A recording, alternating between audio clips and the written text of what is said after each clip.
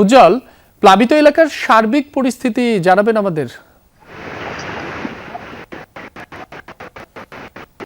কিন্তু যে ঢলের পানিগুলো এসেছে এবং আজকে সকাল থেকে কিন্তু পরিস্থিতি অনেকটাই আমাদের পার্শ্ববর্তী শেরপুর নালিতাবাড়ি সড়কের যে তেল্লাখালী নদী আছে, সেই তেল্লাখালী নদীর পারে এখানে কিন্তু সকাল থেকে পানি অব্যাহত বৃদ্ধি পাওয়া অব্যাহত আছে। এবং আমি যদি আপনাকে বলি, এখানে নালিতাবাড়ি গাজীর খামার সড়কের বালুঘাটার যে এলাকাটা আছে, এখানে কিন্তু প্রায় 50 মিটার সড়ক কিন্তু এখন পানির নিচে তলিয়ে গেছে এবং এখানে সবগুলো যানবাহন কিন্তু সীমিত আকারে চলাচল করছে। বিশেষ করে বড় যানবাহন একদমই বন্ধ হয়ে গেছে। এখানে অটো রিক্সা এবং সিএনজি এবং মোটরসাইকেল ছাড়া অন্য কোনো যানবাহন চলাচল করছে। তবে পানি বৃদ্ধি কিন্তু অব্যাহত আছে এবং এইভাবে যদি অব্যাহত থাকে এই সড়ক যোগাযোগ কিন্তু পুরোটাই বিচ্ছিন্ন হয়ে যাবে, এমনটাই আমাকে বলেছে এলাকাবাসী। এবং আমি যতটুকু জেনেছি, প্রত্যেকটি নদ নদীর পানি বেশি, বিশেষ করে মহারশী আমাদের এখানে যে তেল্লাখালী নদী এখন পর্যন্ত বিপদ সীমার উপর দিয়ে প্রবাহিত হচ্ছে।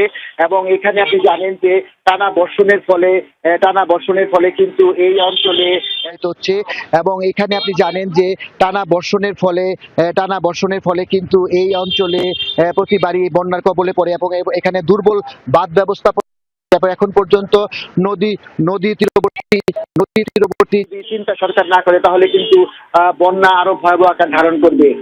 রাব্বি। উজ্জ্বল, আপনাকে ধন্যবাদ।